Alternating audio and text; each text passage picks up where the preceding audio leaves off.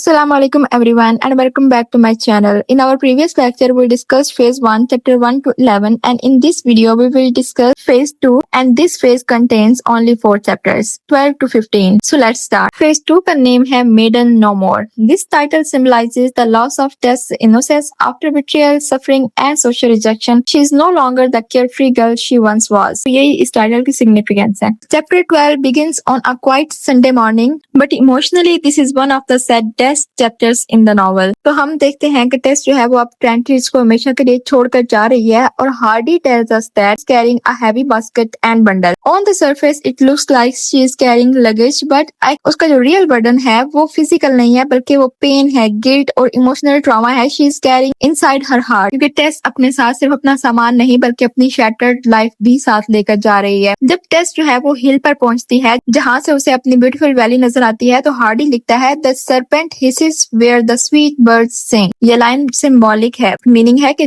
Life उतनी innocent नहीं जितनी दिखाई देती है। जहाँ ब्यूटी होती है वहाँ डेंजर भी हो सकता है। जगह वही है, वैली भी वही है, लेकिन टेस अब वो वाली टेस नहीं रही। सिर्फ 4 months में ही उसकी पूरी पर्सनैलिटी और वर्ल्ड व्यू जो है वो कम्प्लीटली चेंज हो चुका है। इसी वक्त एलेक डर्बरविल उसके पास आ जाता है। He follows her and offers to drop her home. Surprisingly Tess उसकी ऑफर एक्सेप्ट कर लेती है। क्या उसने एलेक को फॉरगिव कर दिया? नहीं, हार्डी खुद रीजन देता है she had no fear of him now and in the cause of her confidence her sorrow lay। मतलब कि कभी कभी जो पेन है वो इंसान के इमोशंस को इतना नम कर देता है कि उसे कुछ फील ही नहीं होता। तो यही कंडीशन इस वक्त टेस की भी थी। तो इसी जर्नी के दौरान एलेक अपनी गलती को जस्टिफाई करता है। वो टेस को मनी, कंफर्ट और फ्यूचर सपोर्ट ऑफर करता है लेकिन टेस उसकी हर ऑफर रिजेक्ट कर देती है और कहती है I should be your creature and I want not. Means के वो कहती है अगर मैं सारा कुछ तुमसे लेना स्टार्ट कर दूं तो मैं तो तुम्हारी क्रिएचर बन जाऊंगी। और ये लाइन जो है ये टेस की सेल्फ रिस्पेक्ट को डिफाइन करती है। हार्डी ये शो करता है कि टेस सब कुछ लूज कर सकती है लेकिन अपनी डिग्निटी पे कॉम्प्रोमाइज नहीं कर सकती। फिर एलेक को लगता है कि शायद टेस अब भी उसे लव करती हो लेकिन टेस बहुत ऑनेस्टली आंसर देती है I have never really and truly loved you. ये कन्फेशन जो है ये कन्फेशन बहुत इंपॉर्टेंट है। टेस एडमिट करती है कि वो सिर्फ एलेक की पर्सनैलिटी से कुछ वक्त के लिए कंफ्यूज हुई थी लेकिन कंफ्यूजन और अट्रैक्शन को हार्डी लव नहीं मानता। ठीक है, जब एलेक गुड बाय किस देता है टेस बिल्कुल रिएक्शन नहीं देती। हार्डी उसे ऑलमोस्ट लाइक अ मार्बल डिस्क्राइब करता है। ये एक्सेप्टेंस नहीं है, ये इमोशनल नमनेस है। एलेक के जाने के बाद टेस की मुलाकात एक रिलीजियस पेंटर से होती है जो बाइबल की वार्निंग्स वॉल्स और स्टाइल्स पर लिख रहा होता है।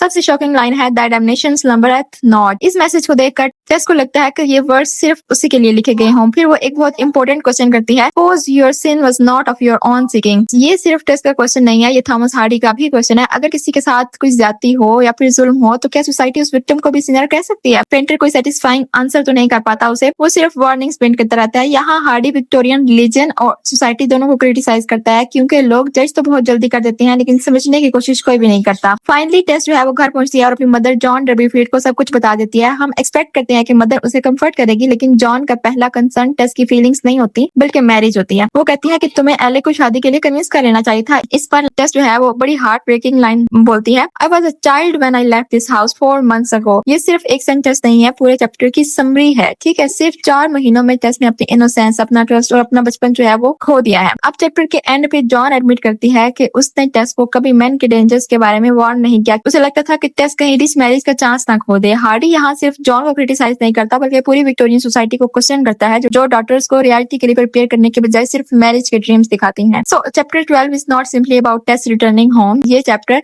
the death of innocence, the burden of guilt, social hypocrisy, religious judgment और टेस की moral strength का चैप्टर भी है। टेस फिजिकली मॉलेट वापस आ जाती है लेकिन इमोशनली वो कभी अपने पुराने इनोसेंट सेल्फ के पास वापस नहीं जा सकती। अब चैप्टर 13 स्टार्ट होता है जिसमें हार्डी हमें दिखाता है कि टेस की रियल स्ट्रगल तो अब स्टार्ट होती है। अब उसे सोसाइटी की जजमेंट्स और लोगों की नजरों का सामना करना है और जब मार्लेट के लोगों को पता चलता है कि टेस वापस आ गई है तो पूरे विलेज में उसकी बातें फैल जाती है। सब लोग ये समझते हैं mister D'Urberville is in love with her, शायद दोनों की शादी होने वाली है। इसी क्यूरियोसिटी की वजह से विलेज की कुछ लड़कियां टेस से मिलने आती हैं। वो उसकी ब्यूटी की तारीफ करती हैं और सीक्रेटली उसे इनवे भी करती हैं। उन्हें रियलिटी का बिल्कुल भी अंदाजा नहीं होता। उनकी कंपनी में कुछ देर के लिए टेस भी सब कुछ भूल जाती है। हार्डी लिखता है the marble hardness left her face, यानी जो सैडनेस उसके चेहरे पर छाई हुई थी वो कुछ देर के लिए खत्म हो जाती है लेकिन ये हैप्पीनेस सिर्फ टेम्परेरी है। जैसे ही सब चले जाते हैं टेस दोबारा अपनी रियलिटी में वापस आ जाती है। नेक्स्ट मॉर्निंग हार्डी हार्डी एक बहुत ब्यूटीफुल सिंबल चूज करता है। टेस को अपनी जो लाइफ है वो एक लॉन्ग एंड स्टोनी हाईवे नजर आती है, यानी आगे उसकी लाइफ बहुत टफ होने वाली है। कुछ हफ्तों के बाद टेस चर्च जाना स्टार्ट करती है। वो हिम्स और चर्च के म्यूजिक बहुत पसंद करती होती है क्योंकि म्यूजिक उसके दिल को थोड़ी देर के लिए सुकून देता है। लेकिन चर्च में भी उसे पीस नहीं मिलता। वो नोटिस करती है कि लोग उसकी तरफ देख रहे हैं, विस्पर्स कर रहे हैं और उसके बारे में बातें कर रहे हैं। ये साइलेंट जजमेंट टेस को अंदर से काफी ज्यादा तोड़ देती है, इसलिए वो डिसाइड करती है कि आप चर्च भी नहीं आएगी। अब स्टूडेंट्स यहाँ एक बात नोट करनी है कि हार्डी ने हमें क्लियरली टेस की प्रेगनेंसी के बारे में नहीं बताया, ठीक है। हमें चैप्टर 14 में अचानक से ये पता चलता है कि टेस हैज बिकम अ मदर। तो हम इस पीरियड को कह सकते हैं कि इसमें उसकी प्रेगनेंसी चल रही है, जिसकी वजह से लोग जो है वो उसे उसकी बातें करते हैं और उसे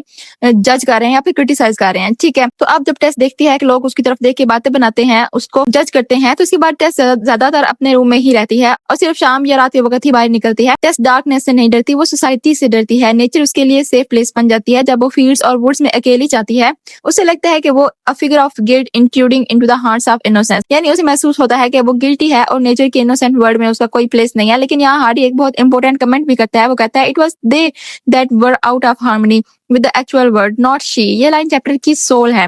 हार्डी क्लियरली कह रहा है कि प्रॉब्लम टेस नहीं है, प्रॉब्लम सोसाइटी है। नेचर टेस को कभी गिल्टी नहीं समझती। बर्ड्स, ट्रीज, फ्लावर्स और फील्ड्स उसे एक्सेप्ट करते हैं। सिर्फ इंसान और उनके बनाए हुए सोशल रूल्स जो हैं उसे जज करते हैं। सो चैप्टर 13 जो है वो हमें ये बताता है कि कभी कभी इंसान को उसके एक्शन से ज्यादा सोसाइटी की जजमेंट जो है वो हर्ट करती है। हार्डी टेस को सिनर नहीं, a victim of social hypocrisy के तौर पर प्रेजेंट करता है। इस चैप्टर में टेस फिजिकली तो अलाइव है, लेकिन इमोशनली वो सोसाइटी से दूर होती जा रही है और नेचर के और ज्यादा करीब होती जा रही है। स्टूडेंट्स, चैप्टर 13 और 14 के दरमियान हार्डी एक मेजर टाइम जंप करता है। तो जब चैप्टर 14 स्टार्ट होता है तो काफी मंथ्स जो हैं वो गुजर चुके होते हैं और एक ब्यूटीफुल अगस्त मॉर्निंग है। नेचर अपनी फुल ब्यूटी में नजर आ रही है। The sun is shining, birds are active and harvest season जो है वो स्टार्ट हो चुका है। लेकिन हार्डी फिर नेचर और ह्यूमन सफरिंग का कंट्रास्ट क्रिएट करता है। नेचर बिल्कुल पीसफुल है, लेकिन टेस के अंदर एक इमोशनल स्टॉर्म चल रहा है। After spending many months in isolation, Tess finally decides to return to work in the harvest field. ये डिसीजन उसके लिए इजी नहीं था, लेकिन उसे रियलाइज होता है कि लाइफ को किसी न किसी तरह कंटिन्यू तो करना होगा ना। हार्डी कहता है द पास्ट वाज पास्ट, और टेस ये बात समझ जाती है। तो फील्ड में काम करते हुए हार्डी टेस को बहुत ब्यूटीफुली डिस्क्राइब करता है। वो बाकी वुमेन की तरह मेहनत कर रही है, लेकिन उसकी ब्यूटी और डिग्निटी अब भी सबसे अलग नजर आती है। बाहर से वो स्ट्रांग दिख रही होती है, लेकिन अंदर से उसका जो पेन है वो अभी तक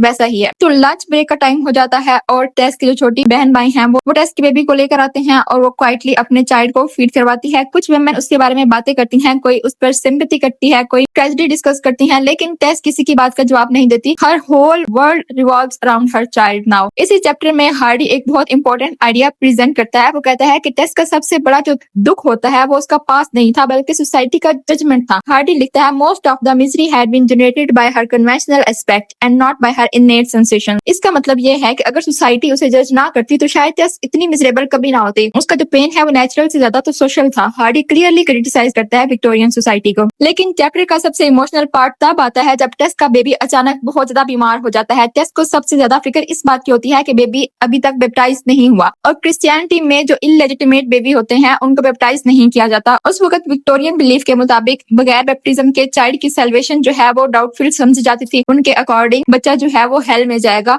अगर उसको बैप्टाइज जो है वो ना किया जाए तो। और ये सोच ही टेस को अंदर से हिला देती है कि उसका बेबी जो है वो हेल में जाएगा। फिर वो अपने फादर को कहती है कि प्रीस्ट को बुला कर लाए, लेकिन उसके फादर मना कर देते हैं और वो घर को लॉक करके जो कीज है वो अपनी पॉकेट में डाल लेता है, ठीक है, वो उसे मना कर देता है। फिर टेस खुद हिम्मत करती है और रात के वक्त अपने छोटे बहन भाइयों को जगाकर अपने बेबी को बैप्टाइज करती है और उसकी जो रिचुअल्स होती हैं वो खुद परफॉर्म करती है। और ये सीन नॉवल के टचिंग सीन्स में से एक है। उस वक्त टेस अपने बेबी का नेम रखती है सॉरो। तो स्टूडेंट्स, ये सिर्फ एक नेम नहीं है, ये टेस की पूरी लाइफ का सिंबल भी है। बेबी की जो शॉर्ट लाइफ है वो भी सॉरो है और टेस की लाइफ भी सॉरो से फुल है। Unfortunately next morning Sorrow dies peacefully. Tess का जो दुख है वो और भी गहरा हो जाता है, लेकिन उसे अब भी एक कंसर्न रहता है, क्या उसके बेबी को क्रिश्चियन बरियल मिलेगा या नहीं मिलेगा, क्योंकि ये भी क्रिश्चियनिटी में था कि उस वक्त जो इलेजिटिमेट चाइल्ड होते हैं उनको प्रॉपर बरियल नहीं मिलता अगर वो बैप्टाइज नहीं हुए। तो वो प्रीस्ट के पास जाती है और बहुत इमोशनल वॉइस में पूछती है, will it be just the same? Priest as a human being assures her it will be just the same. लेकिन चर्च के रूल्स की वजह से वो प्रॉपर क्रिश्चियन बरियल अलाउ नहीं करता। इससे हार्डी एक बार फिर रिलीजन और ह्यूमैनिटी के बीच कॉन्फ्लिक्ट को हाईलाइट करता है। रूल्स और कंपैशन एक दूसरे के सामने खड़े नजर आते हैं और यहाँ पे वो क्वेश्चन रेज करता है रिलीजन पे और सोसाइटी पे। जब प्रीस्ट जो है वो मना कर देता है कि बेबी का बरियल इस चर्च यार्ड में नहीं होगा, तो टेस को बहुत गुस्सा आता है। वो बहुत पेनफुल इसको कहता जाती है, I will never come to your church again. और फिर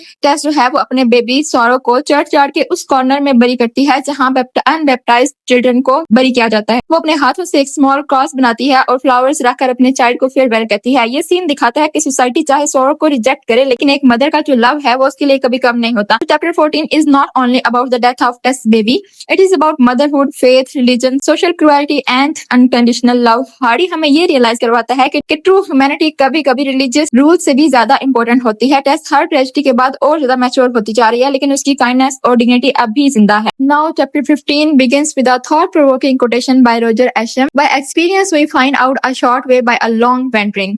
So Hardy is telling us that experience teaches us many lessons, but sometimes we learn them too late. ये टेस्ट भी अब लाइफ की रियलिटी समझ चुकी है, लेकिन सवाल ये है क्या सोसाइटी उसे दोबारा एक नई जो जिंदगी है वो स्टार्ट करने का चांस देगी। अपने बेबी की डेथ के बाद टेस्ट विंटर का सीजन जो है वो अपने घर में गुजारती है। वो घर के काम करती है, अपने यंगर सिबलिंग्स के लिए क्लॉथ्स बनाती है और एलिक के दिए हुए एक्सपेंसिव क्लॉथ्स को भी यूज कर लेती है, लेकिन एक बात पर वो कभी कंप्रोमाइज नहीं करती। She never asked Alec for help despite all her hardship. Tess जो है वो अपनी सेल्फ रिस्पेक्ट पे कंप्रोमाइज नहीं करती। इसी दौरान टेस बहुत ज्यादा थॉटफुल हो जाती है। वो अपनी लाइफ के इंपॉर्टेंट डेट्स जो है उनको याद रखती है, द चेज की वो ट्रेजिक नाइट, सौरव की बर्थ और डेथ और अपनी बर्थ जो है वो। फिर अचानक वो अपनी डेथ के बारे में सोचने लगती है। हार्डी दिखाता है कि टेस अब एक सिंपल विलेज गर्ल नहीं रही, she has become a mature and reflective woman. Hardy beautifully says almost at a leap Tes thus changed from simple girl to complex woman. यानी सिर्फ कुछ महीनों में उसके एक्सपीरियंसेस ने उसकी पर्सनैलिटी को कम्प्लीटली ट्रांसफॉर्म कर दिया है। उसकी ब्यूटी अब भी वही है, लेकिन उसकी आंखों में अब इनोसेंस की जगह एक्सपीरियंस और ट्रेजेडी नजर आती है। हार्डी फिर एक बहुत इंपॉर्टेंट कमेंट करता है। वो कहता है